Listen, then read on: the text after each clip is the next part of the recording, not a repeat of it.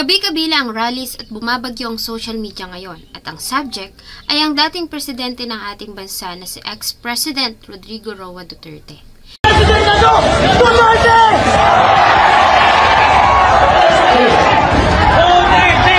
Libo-libo ang nakiisa sa peace rally sa Jolo, Cebu bilang pagpapakita ng suporta kay dating Pangulong Rodrigo Duterte na nakakulong sa the Netherlands.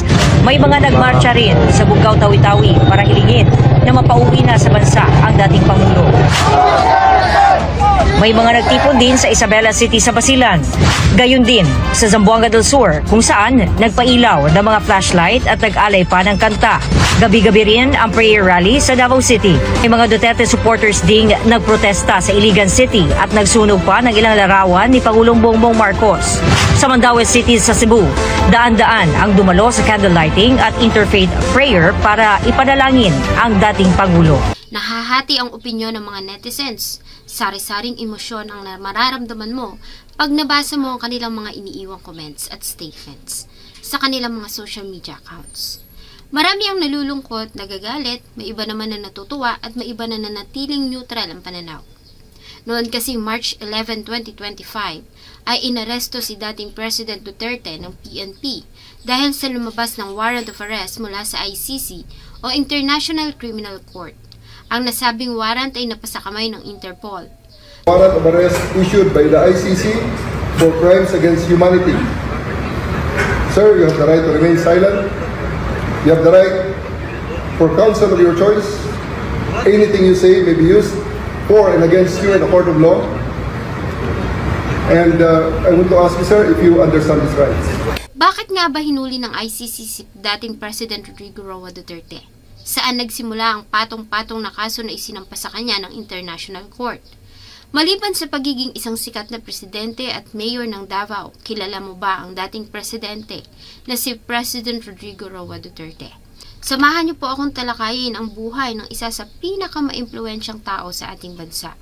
Ang taong iniyakan ng madla at ang taong kinasusuklaman din ng karamihan. Sino si PRRD? There no excuses to give. I offer no apology. I did what I had to do kasi trabaho ko at ginawa ko. Bago ko po ipagpatuloy ang ating kwento, sa mga bago po sa channel ko at nais sa mga ganitong klase ng kwento ng krimen na nangyayari sa loob at labas ng ating bansa ay maaari pong pakipindot ang ating subscribe button at notification bell para ma-notify kayo pag may mga bago tayong upload na videos. Si ex-President Rodrigo Roa Duterte, o mas kilala sa tawag na Digong, Rudy Duterte at PRRD, ay pinanganak noong March 28, 1945 sa Maasin, Leyte o Southern Leyte. 5 silang magkakapatid, 2 babae at 3 lalaki. Ang kanyang ama ay isang magaling na abogado at ang kanya namang ina ay isang teacher, kapwa mga public servants.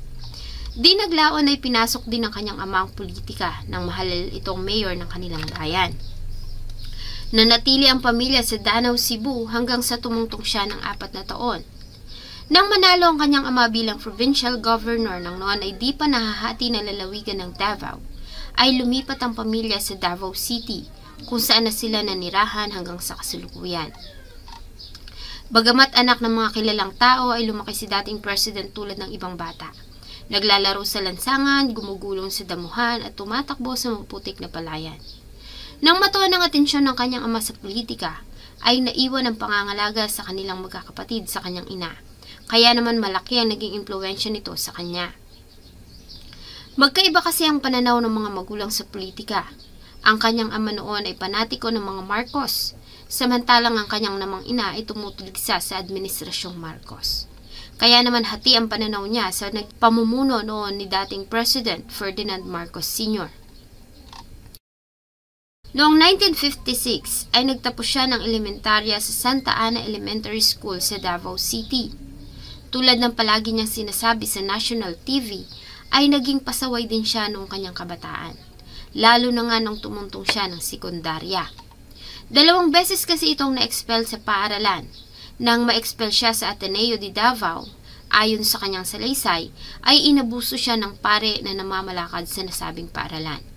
Ang salaysay niya na ito ay tila naman hindi pinaniwalaan ng CBCP o Catholic Bishops' Conference of the Philippines. At hinamon nila siya na pangalanan ng pare. Harapan niya namang binanggit na ito si Father Mark Falvey. Ayon sa Jesuit of the Society of Jesus in the Philippines, na nagpapatakbo sa Ateneo de Davao, si Father Mark Falvey ay tunay na naharap sa patong-patong na reklamo ng pang-aabuso, na naging dahilan para magbayad ang pamunuan ng $16 million sa 9 na batang naging biktima nito. Nang tanungin kung bakit di siya nagreklamo, ayon sa kanya ay bata pa siya noon at takot. Kaya naman sinarili niya na lamang iyon at tinanggap ang expulsion. Kalaunan ay nilipat siya sa high school department ng Holy Cross College ng Digos, o mas kilala na ngayong Cor Jesu College, kung saan siya nakapagtapos. Nang magtapos ng sekundarya, ay mas pinili niyang tahakin ang landas ng kanyang ama. Nag-enroll siya sa Lyceum of the Philippines at kumuha ng kursong Bachelor of Arts in Political Science na natapos niya noong 1968. Nang makatapos ay kumuha naman siya ng degree sa law sa San Beda College of Law at natapos niya ito noong 1972. Sa parehong taon ay kumuha siya at nakapasa sa bar exam. Maging noong kolehiyo ay tila naging kakambal na niya ang gulo. Muli kasi itong nasangkot sa isang iskandalo noon. Ayon sa kanya, ay may binaril siyang kaibigan matapos na tuksuin siya nito, subalit hindi niya naman ito tinamaan, kaya pinatawad sila ng pamunuan ng paaralan.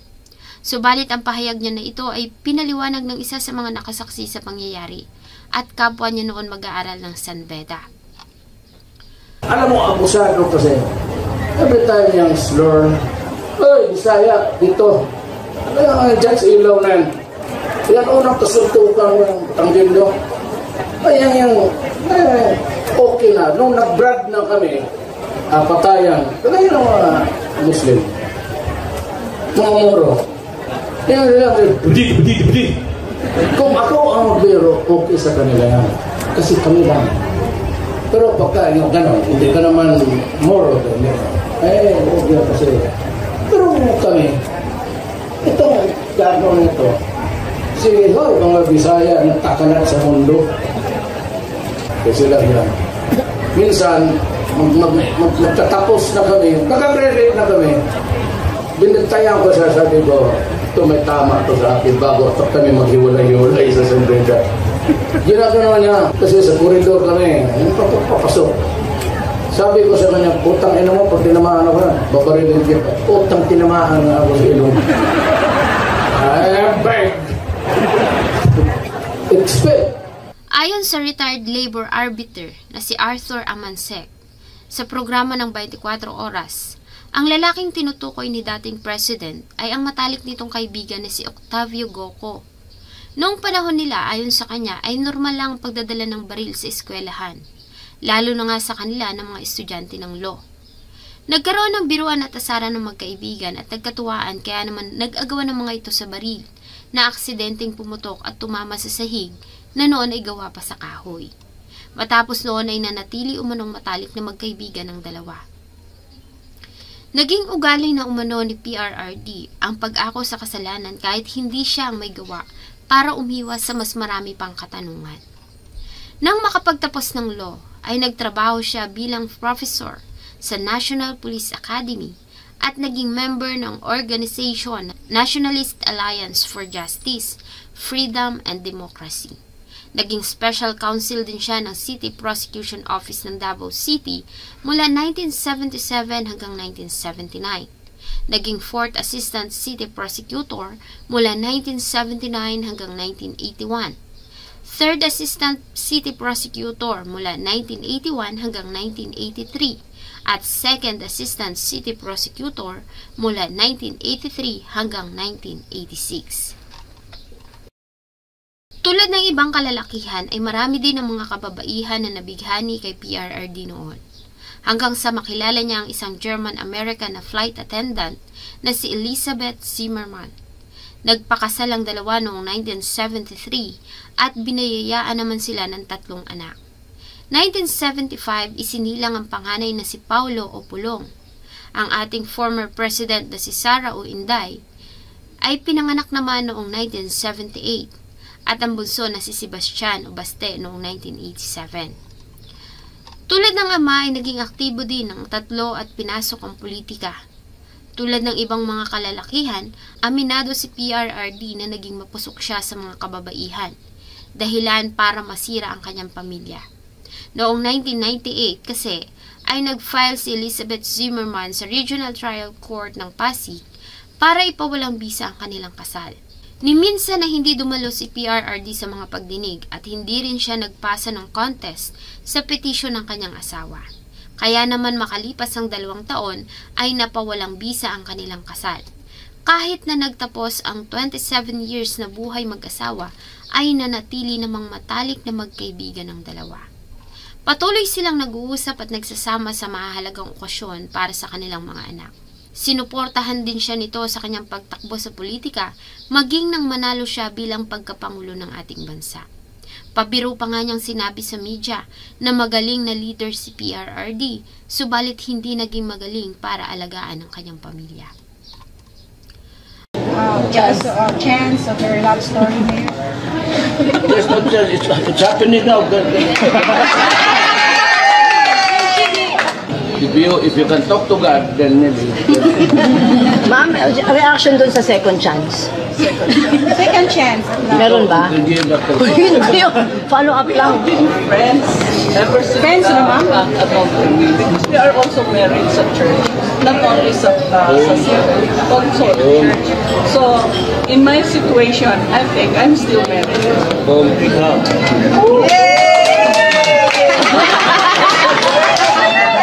Ayon sa doktor na si Dr. Natividad Dayan, nang maghiwalay si Zimmerman at PRRD, ay nagkaroon nito ng antisocial narcissistic personality disorder.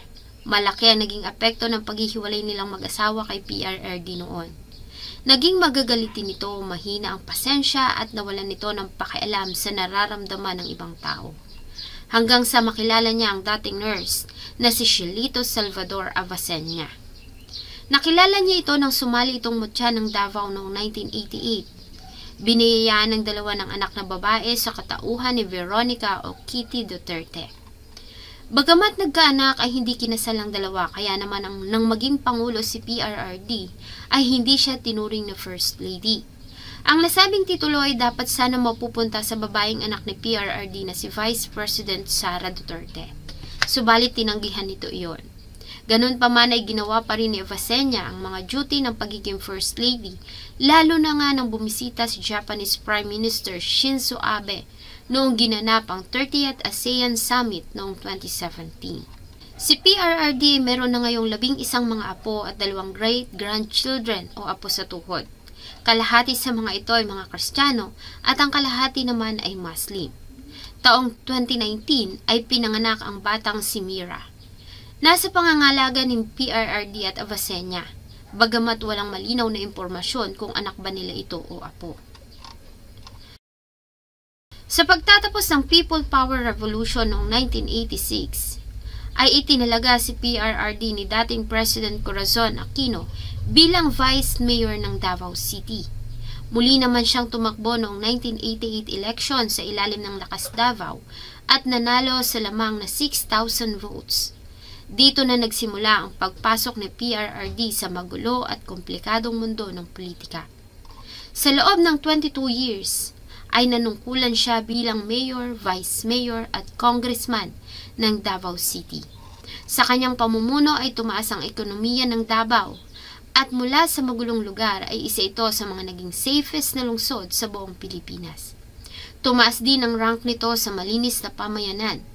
4 na beses din na nakuha ng Davao City ang karangalan bilang most child-friendly city for highly urbanized category noong 1998, 1999, 2013 at 2014.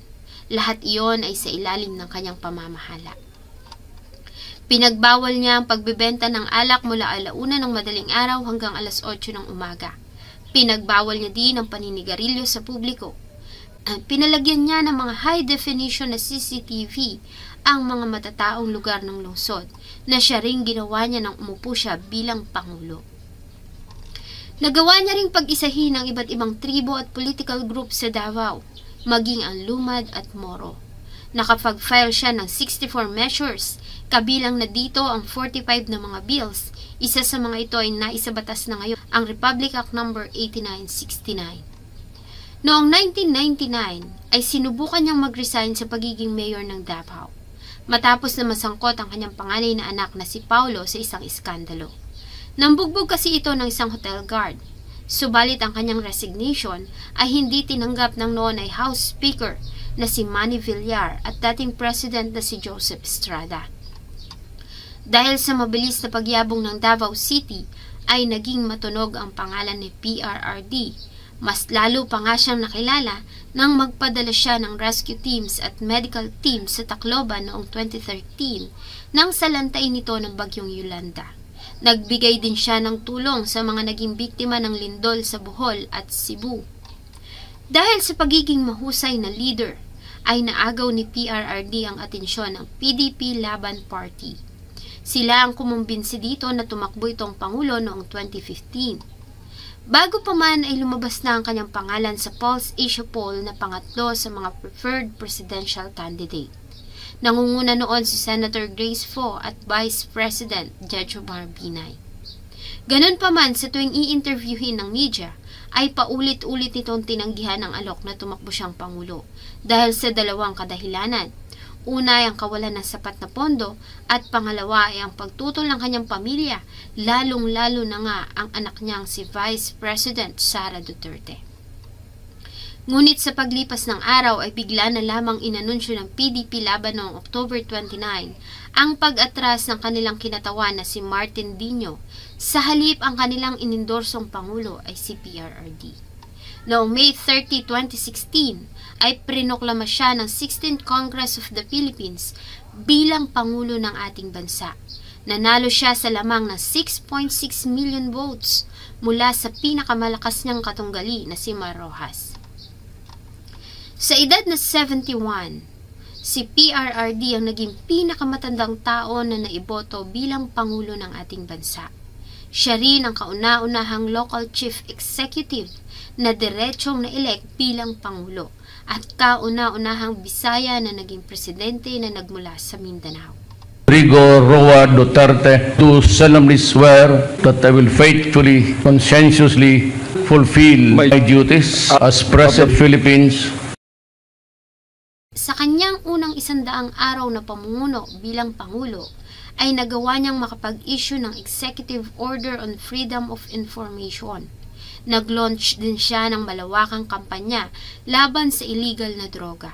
Nagawa niya ring i-launch ang 911 bilang nationwide rescue at 8888 bilang complaint hotlines.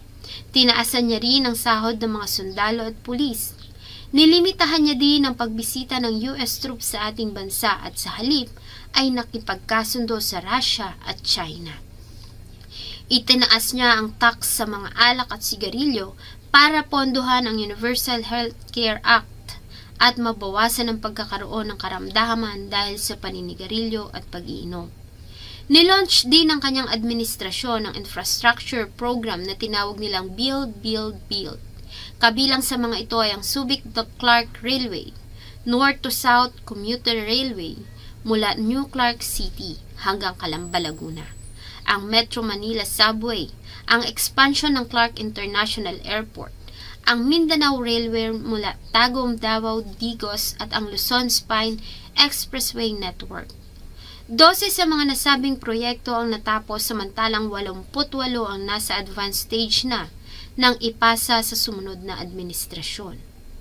Mula June 2016 hanggang 2021 ay umabot sa 29,264 kilometers na mga kalsada, 5,950 na mga tulay, 11,340 na mga flood controls projects, 222 evacuation centers at 150,149 elementary at secondary classrooms, 653 COVID-19 facilities ang nakumpleto sa ilalim ng Build, Build, Build program. Pinaganda niya rin ang Manila Bay at pinalinis ang sikat na pasyalan na Boracay. Natapat din sa kanyang pamumuno ang pananalanta ng COVID-19 pandemic. Ganun pa man ay matagumpay niyang naresolbahan ang problema at maayos na nalampasan ito kumpara sa mga bansa na sinalanta din ng parehong sakit. Para mahikayat ang mga tao na magpaturok ng vaccine noon ay pinakita niya sa publiko na maging siya ay tinurokan din ng Sinopharm. Tinakot niya ang mga tao na huhulihin ang mga hindi magpapaturok. Ito ay para siguruhin na lahat ay mabibigyan ng vaccine para maiwasan ang pagkalat at pananalanta pa ng virus. Noong 2019 ay pinirmahan niya ang Universal Healthcare Act kung saan ay automatically na ini-enroll ang lahat ng Pilipino sa ilalim ng Government Health Insurance Program. Hindi tayo nagkulang. Right after the WHO advisory, the following day, day after, basta within 48 hours, we already had the task force. Maging noong mayor pa lamang si PRRD ng Davao, ay mainit na siya sa mata ng Commission on Human Rights, hindi lamang dito sa Pilipinas kundi sa buong mundo, gaya na lang ng Amnesty International. May isang pangyayari sa Davao noong 2015 ang sumukat sa tapang ni PRRD. Sa kabila ng kanyang ipinasang city ordinance tungkol sa pagbabawal sa paninigarilyo sa publiko at pagtapon ng upos ng sigarilyo, ay ilang mga tao pa rin ang lumalabag dito. Isang araw noong September 2015, isang restaurant owner sa Davao City ang tumawag sa kanyang opisina. Nireport nito ang isang local tourist na tumangging sumunod sa kanilang ordinansa. Kaya naman personal na nagtungo si PRRD sa nasabing restaurant. Pinapili niya ito kung babarilin niya sa pagitan ng mga hita, ikukulong o lulunukin niya ang sigarilyo. Pinili nito ang huli at humingi ng tawad kay PRRD. Bagay na tinuligsa ng samahan ng human rights. Mas lalo pa nga siyang naging mainit sa mata ng nasabing organization nang maling siya sa tinatawag nilang Davao Death Squad.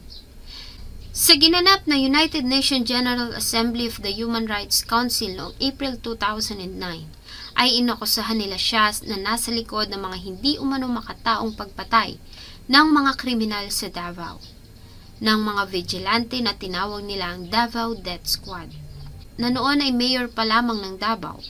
Ang konsepto umano ng human rights para sa mga kriminal sa Western ay hindi dapat na i-a-apply dito sa ating bansa. Kasunod nito ay hinamon niya ang human rights officials na magsampa ng kaso laban sa kanya kung makakapagpakita sila ng ebidensya tungkol sa pagkakalink nila sa kanya sa nasabing paratang.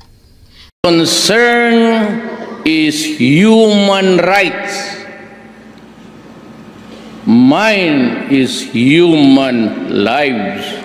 Ganun pa man sa interview sa media ay lantaran niya ring sinabi na ang Davao ay pangsyam sa pinakaligtas na lungsod sa buong mundo.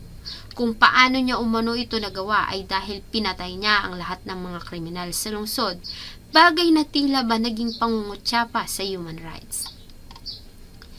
Maging nang tumakbo siya bilang Pangulo, ay lantaran niya ring sinasabi sa harap ng media at ng publiko na papatayin niya ang lahat ng mga kriminal. Sinabi niya rin na ang kanyang pamumuno ay magiging madugo.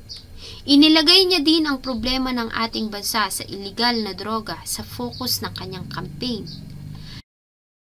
Nang may talagang Pangulo, ay sinimulan niya ang operasyon na tinawag niyang Oplan Tokhang. Sa plano ay kakatok at magbabahay-bahay ang mga pulis para hikayatin ang mga tao na suspected users para sumuko. Subalit hindi ito ang nangyari.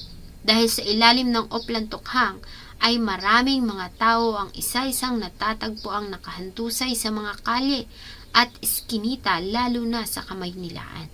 Lahat sila ay sinasabing mga biktima ng Oplan Tokhang.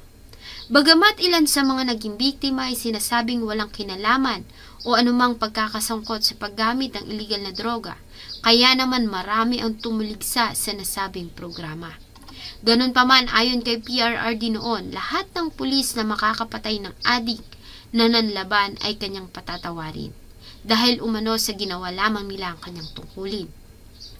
Bagay na muling naging ugat para pag-initan siya ng Commission on Human Rights at tuligsain ng kanyang administrasyon ng mga pamilya ng mga biktima at ng oposisyon. Sa kabila nito ay tila sinamantala naman ito ng ilang kapulisan dahil sa may mga pangyayari noon na may mga namatay na mga inosente. Kaya naman sa halip ng mga pulis ay inilipat ni PRRD ang trabaho sa Philippine Drug Enforcement Agency o PDEA. Pinangalanan niya rin ang 3 mga Chinese nationals na tinagurian niyang drug lords dito sa ating bansa. At lantaran niya ring pinangalanan ang 150 na mga public officials na involved sa bintahan. Representative Vicente Belmonte, Mayor Lawrence Cruz, that's an illegal. Mayor Willie Lim, pero high profile. Noong August 2016, pinungunahan ng opposition senator na si dating Senator Leila de Lima ang paghahain ng probe sa naganap na extrajudicial killings. Nag-focus sila sa mga kaso mula pa nang umupo si PRRD bilang mayor ng Davao City. Prinisinta ni dating Senator Leila de Lima ang witness na dating member umano ng Davao Death Squad na si Edgar Matobato, na nag-testify sa mga ginawang extrajudicial killings ni PRRD sa Davao. Dahil matagal ako nagserbisyo sa kanila, sa umpisa kong trabaho, 1988, nagbuo ng grupo si Mayor Duterte nga Lambada Boys kung liquidation squad. Ang trabaho namin, pumatay ng drug pusher, kidnapper, hold-upper, rapist. Yan ang trabaho ko. Sa pag-umpisa ko, maganda talaga yung kuwan ko kaya nakakatulong kami sa taong mga mabait. Kaya ang pinapatay namin, mga masamaman sa tao. Yan ang inuutos sa amin. Subalit ang lahat ng iyon ay pinasinungalingan ni PRRD.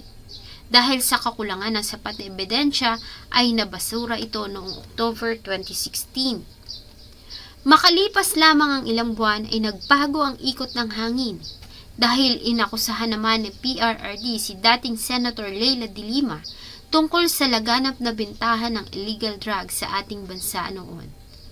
Noong ito ang nakaupong Justice Secretary, lalong-lalo na nga sa loob ng New Bilibid Prison. Bagamat itinanggi niya ang nasabing paratang ay kabi-kabila naman ang mga lumabas na testigo at nagpatunay na ang mga ito ay totoo. Kaya naman siya ay nakulong noong 2017. Noong tumatakbo pa lang bilang Pangulo ay pinangako niya na nawawakasan niya ang problema sa droga ng 6 na buwan. Subalit kalaunan sinabi niya na nagkamali siya ng pagkalkula dahil sa hindi niya na-estimate ng tama kung gaano ba kalala ang problema. Binaso niya kasi umano ang kanyang naging approach sa Davao City noon. Ganon pa man ay pinangako niya naman na tuluyan niyang pagtutuunan ang nasabing problema hanggang sa matapos ang kanyang termino. Bago matapos ang kanyang term ay pinakausapan niya si President Bongbong Marcos Jr. na ipagpatuloy ang kanyang nasimulang laban sa illegal drugs. Bagamat hindi niya naman tinanggap ang alok nito na gawin siyang tao na nakatalaga para sa pag-aayos ng nasabing problema. Nang matapos ang kanyang term ay umabot ng 6,252 ang mga drug suspects na namatay. Subalit ayon sa human rights groups ay umabot ang nasabing casualties ng 12,000 hanggang 30,000.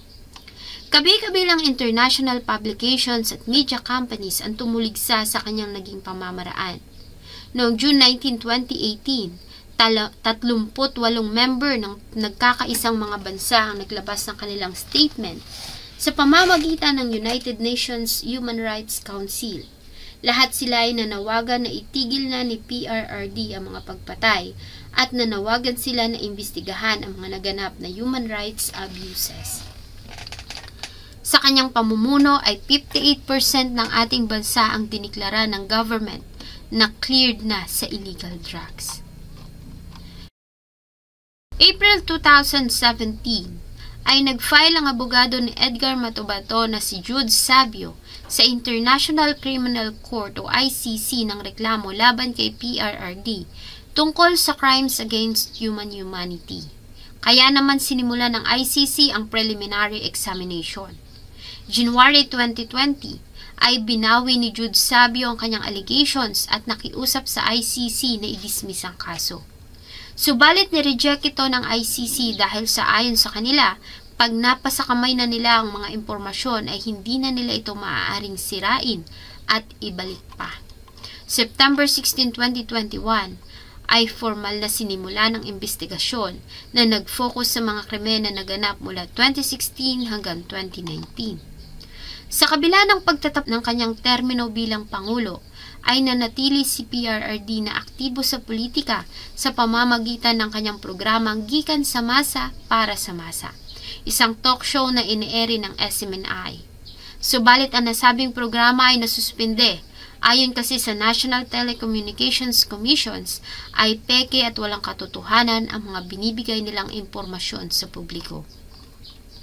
Sa mga interviews ay buong tapang naman na pinaparating ni PRRD na hindi siya natatakot sa ICC. Nagsimula naman ang sigalot sa pagitan ng Marcos at Duterte dahil sa aligasyong may kinalaman ang administrasyon ni President Bongbong Marcos sa impeachment ni Vice President Sara at sa ginawang investigasyon ng ICC laban kay PRRD. March 7, 2025 ay lumipad si PRRD kasama si Hanel at anak na si Kitty patungong Hong Kong para dumalo sa isang organized campaign ng Partido Demokratiko Pilipino, samahan ng mga OFWs. Pagbalik nila ng bansa noong March 11, 2025 ay sinalubong sila ng mga members ng Philippine National Police sa Ninoy Aquino International Airport. At dito nga inaresto siya sa bisa ng warrant of arrest na inilabas ng International Criminal Court laban sa kanya tungkol sa mga patong-patong na kaso ng pagpatay. Ang nasabing warrant ay napasa kamay ng Interpol at sinang-ayunan ng administrasyon ni President Bongbong Marcos. The warrant of arrest issued by the ICC for crimes against humanity. Sir, you have the right to remain silent. You have the right for counsel of your choice. Anything you say may be used for and against you in a court of law. And I want to ask you, sir, if you understand these rights. Sa kasalukuyan si PRRD nasa Netherlands kung saan siya haharap sa mga paglilitis. Sa kanyang pagkakaaresto ay talaga namang nagkakagulo ang sambayan ng Pilipino na naniniwala at sumusuporta pa rin sa kanya. Marami ang naluha at patuloy na nagmamahal kay PRRD, samantalang marami din naman ang natuwa dahil ayon sa kanila sa wakas ay magkakaroon na umano ng hustisya para sa mga naging biktima ng mga hindi makataong pagpatay ng nakaraang administrasyon. Ayon sa report, si PRRD ngayon ay may Buerger's disease kung saan namamaga ang kanyang mga ugat. Mayroon din siyang Barrett's esophagus, sakit kung saan ang kanyang mga esophageal cells na sa lalamunan ay mabilis na napapalitan ng gastrointestinal cells. Bagamat itinanggi niya naman ang balita na mayroon siyang cancer sa lalamunan. Si PRRD din ay mayroong myasthenia gravis, isang neuromuscular disease na nagiging dahilan kaya lumuluha ang kanyang mata. Sa kabila ng mga kontrobersyal at akusasyon, nanatili pa ring mataas ang ranking ni PRRD sa Pulse Asia. Ang kanyang trust rating ay nananatiling 91%, pinakamataas sa 6 na presidente mula nang umupo si dating President Ferdinand Marcos Sr. Si PRRD din ay nasa 70th rank ng Forbes list ng World's Most Powerful People. Ikaw, isa ka ba sa mga umiyak na ang arestuhin si PRRD o isa ka sa mga taong lihim na natuwa at naniniwala na may kinalaman siya sa extrajudicial killings? Isa ka ba sa mga taong humanga sa mausay niyang pamumuno o isa ka ba sa mga taong nayayabangan sa kanyang maaanghang at prangkang pananalita? Tinanong ko siya, sabi ko, ano ba ang mensahe mo sa mga umiiyak? Kasi nasasaktan ako kapag nakikita ko na umiiyak sila. Sabi niya, di umiyak ka din. So